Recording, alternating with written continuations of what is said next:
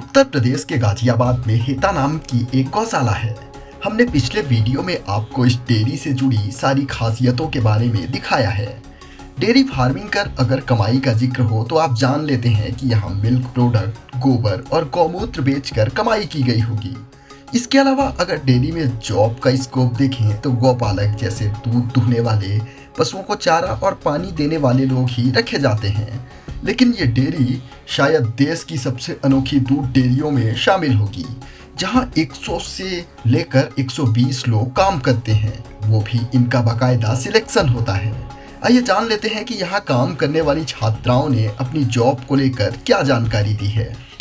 तो हेता नर्सरी में जो भी चीज़ें हमें मिली, जैसे डेयरी प्रोडक्ट्स मिले और कृषि जो है डेयरी पे आधारित जो कृषि हुई है उस पे बात करने के लिए दो इंटर्न्स हमारे साथ मौजूद हैं। सबसे पहले तो आप लोग अपना परिचय दीजिए, आप कहाँ से हैं?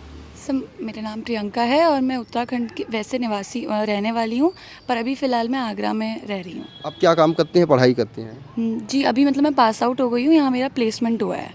प्लेसमेंट हुआ है? हाँ। तो किस आधार पे हुआ, कैसे हुआ?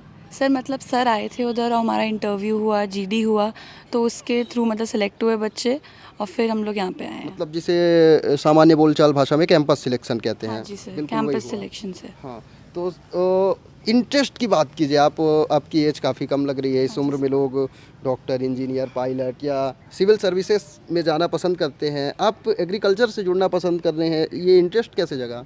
सर क्योंकि हमारा मतलब जो ग्रेजुएशन है वो भी एग्रीकल्चर से ही थी, और एग्रीकल्चर वैसा है कि बहुत ही अंडरलुक्ड वाला डिपार्टमेंट है। मतलब सब लोग डॉक्टर्स की, इंजीनियर्स की बहुत मानते हैं और सोचते हैं उनका काम बड़ा है, बट अगर एक दिन भी एग्रीकल्चर सेक्टर बंद हो जाए तो सबका काम भी बंद हो जाए। खाना सबसे इम्पोर्टेंट होता है और फार्मर्स को भी बहुत नीचे देखा जाता है और उनके बारे में भी कम पूछा जाता है। आजकल सरकार तब भी देख रही है क्योंकि, और एंटरप्रेन्योर्स भी इस एरिया में कम है, तो अगर मतलब ज़्यादा जो कंपनी खोलने के वो हैं अपॉर्चुनिटीज़ हैं वो यहाँ ज़्यादा हैं, क्योंकि यहाँ आईटी सेक्टर में अब सैचुरेशन आ चुका है, तो लोग इस साइड ज़्यादा आ रहे हैं। तो ये है, तो ऊपर से सर फिर यहाँ पे जब सर आए कैंपस सिलेक्शन के लिए, तब तक हमें पता नहीं था हेता के बारे में। फिर जब हमने पता किया और आपने भी अभी सर ने बताया होगा, तो अब इनका मोटो, इनका काम सुनकर और इनके मतलब कैसे प्रोडक्ट्स बनते हैं और क्या क्या प्रोडक्ट्स होते हैं वो सब देख के मतलब काफ़ी हम लोग को अच्छा लगा। और यहाँ पे आपको आए हुए कितने दिन हो गए यहाँ पे? अभी तो सर शायद 3 दिन ही हुए हैं जब तक हमने काम 3 दिनों ज्वाइन में किया आपने है। क्या सीखा?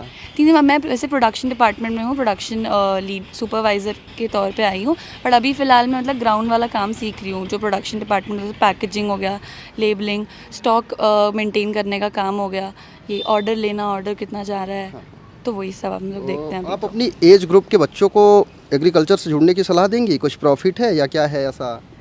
सर वो प्रॉफिट तो इंसान पे डिपेंड करता है, वो कैसे वहाँ से निकाल ले करके, है ना। वरना तो प्रॉफिट, डॉक्टर्स भी घर पे बैठे हुए हैं अच्छे खासे, मतलब अगर जो नहीं कॉलेज से कर लिए लेकिन अच्छे से नहीं पढ़ाई करी। और अगर आप एग्रीकल्चर में भी आएंगे तो अगर, लेकिन आप पूरी लगन से काम करेंगे और ध्यान देंगे, और जैसे लूप होल्स होते हैं जो हमारे पूरे सिस्टम में, उनको ढूंढ के उन पे कंपनी या वही एंटरप्रेन्योरशिप या कहीं पे जाना चाहेंगे तो वो प्रॉफिटेबली आपको मतलब वेंचर खोल पाएंगे आप।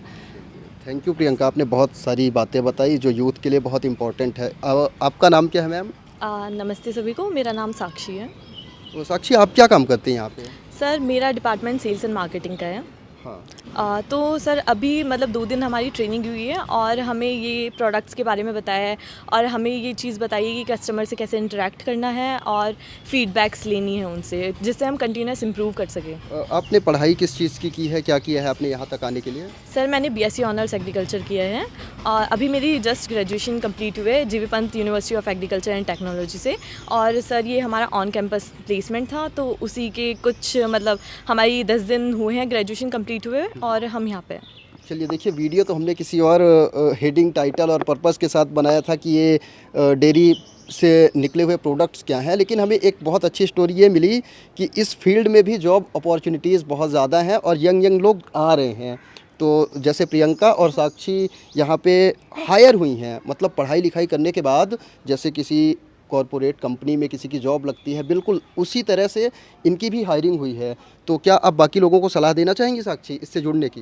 सर बिल्कुल, क्योंकि जैसे प्रियंका ने बताया कि आज के टाइम पे हमारे आईटी और मेडिकल जो सेक्टर है वो बहुत ज़्यादा सैचुरेट हो चुका है, पर ये एक ऐसा फील्ड है जिसमें बहुत काम करने की ज़रूरत है, क्योंकि हमारा जो इंडिया है उसमें हमारा 13% अराउंड जीडीपी इन्हीं सब चीज़ों से आता है, और जबकि हमारे 50% सेक्टर इन मतलब जो पॉपुलेशन है इंडिया की वो इसी फील्ड में वर्क करती है, फिर भी इतना गैप है। सर उस गैप को हमें कम करने की ज़रूरत है, तो इसलिए मैं यही सजेस्ट करूँगी कि आप मतलब इसमें बहुत काम होना भी बाकी है। आप एंटरप्रेन्योर की फील्ड में स्टार्टअप्स काफ़ी जॉब इसमें डेवलप की जा सकती हैं। चलिए, आप जैसे यूथ अगर एग्रीकल्चर से जुड़ते रहेंगे तो निश्चित तौर पे वो सारे लूप होल्स जो हैं उस पर हम जल्दी काम कर पाएंगे और गवर्नमेंट की भी नज़र पड़ेगी। चलिए, तो हमारे साथ बात करने के लिए प्रियंका और साक्षी से बहुत बहुत थैंक यू है आपका।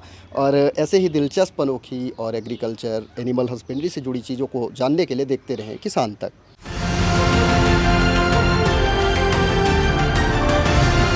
किसान तक, किसान तक, किसान तक, किसान तक, किसान तक, किसान तक, किसान तक, खाना है तो उगाना है, खाना है तो उगाना है, किसान तक, खाना है तो उगाना है, किसान तक, खाना है तो उगाना है।